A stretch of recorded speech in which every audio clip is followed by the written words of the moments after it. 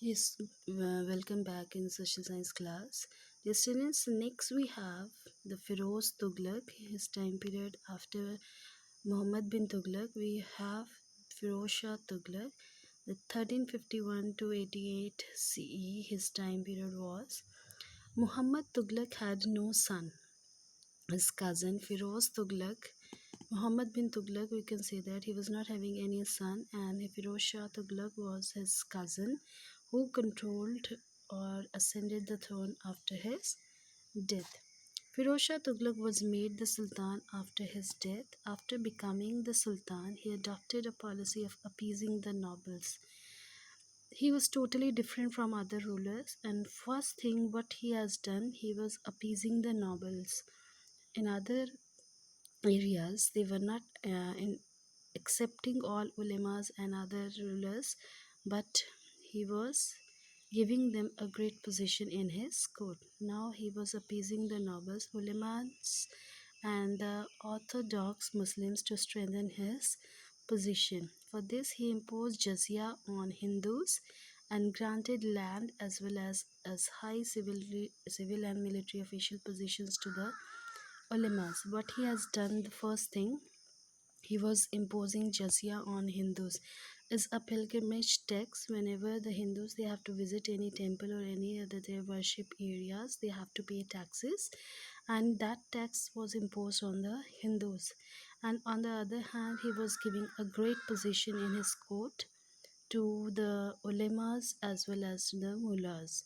He was a staunch Sunni by faith, just like Iltutmish was have, and he considered himself as a servant of God. He changed the policy of Alauddin Khalji and Muhammad Tughlaq. Whatever policies they have introduced during when they were in the rule, all the policies were changed by Firoz Shah Tughlaq of separating religion from administration. But first thing he has done that he was separating the religion and administration. He was thinking that both religion and administration cannot go together. It should be separate. He made many reforms to redress the grievances that the people had against Muhammad Tughlaq. And what new thing he was introduced over there, he was uh, listening the problems of the people and providing some facilities to the people also, and whatever problem they were faced during Muhammad bin Tughlaq's time period, he was trying to solve all those problems. And the first thing what he has done for that was constructed many canals and tanks.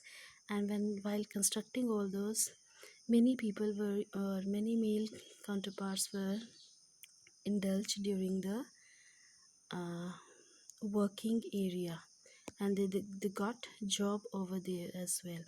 The old tanks were repaired and land revenue was reduced, and markets were open to sell the surplus produce.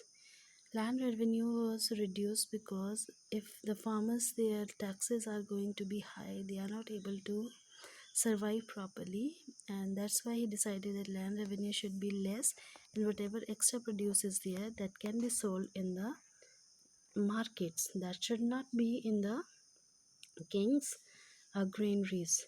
New coins of smaller denominations were also introduced.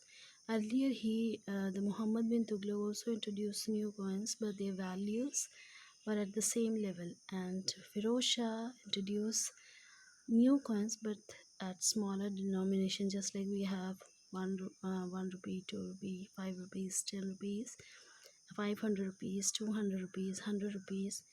All right, their denominations are different. Similarly, he was also introduced the smaller denomination coins.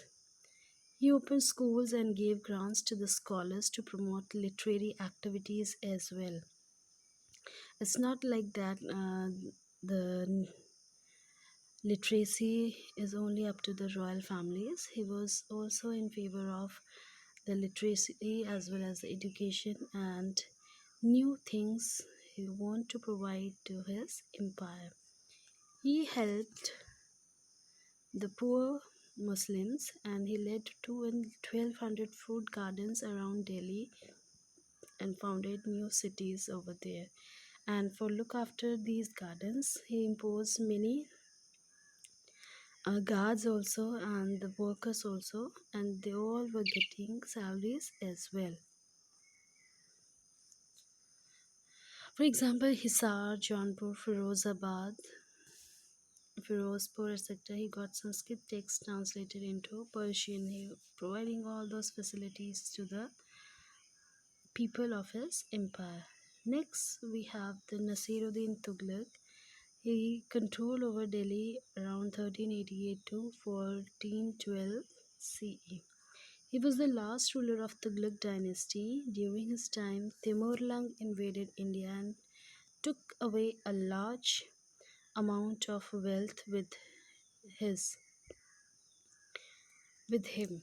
He also took with him many Indian artisans for decorating his capital at Samarkand. The Sultanate lasted only up to 1412 CE after Timur's invasion till Nasiruddin died. Later it got divided into many small kingdoms. Daulat Khan and Amir was appointed as the ruler of Delhi after the Nasiruddin Tughlaq. He was not having that much a huge period of time. He controlled although, but he is not having many new reforms and activities by which he was famous for Indian history. Do you know in 1414 CE, Sayyid Khijr Khan attacked Delhi and defeated Daulat Khan and founded the Sayyid dynasty after that? But it was a very short period of time. Four rulers of this dynasty ruled up to 1412 to 1451 CE. And Behlol Lodi attacked, and then after Lodi dynasty it started in India. So this was all about today's topic about the Tughlaq dynasties. First we have done the Ghiyasuddin Tughlaq, whose time period was 1320 to 25 CE. Then Muhammad Tughlaq, whose time period 1325 to 51 CE. Then we have done Firoz Tughlaq's time period was 1351 to 88 CE, and the last Tughlaq ruler, Nasiruddin Tughlaq, time period was 1388 to 1412 CE. So this was all about the Tughlaq dynasty. Thank you.